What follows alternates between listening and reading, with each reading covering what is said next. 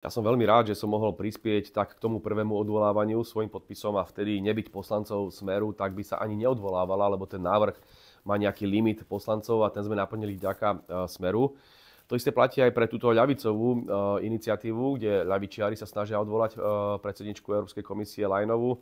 Treba povedať veľmi jasne, že Leyenovej komisia je katastrofa. To jednoducho nie je možné, aby Európu reprezentoval niekto, kto robil kšefty s Pfizerom, kto nemá v sebe transparentnosť, kto bol odsúdený dokonca súdnymi orgánmi Európskej únie. Čiže ja som presvedčený, že Leyenová nemá čo robiť na svojom poste. Navyše cítim tú radikalizáciu Európskej komisie pod jej vedením, keď vidíme jej prejav, kde hovorí o tom, že treba bojovať a bojovať a bojovať a zbrojiť. A to sú naozaj reči, ktoré tu naposledy viedol nemecký politik, ktorý sa volal Adolf Hitler, síce pochádzal z Rakúska, ale bol Nemec a to isté platí o Leyenovej. A ja som z toho vydesený.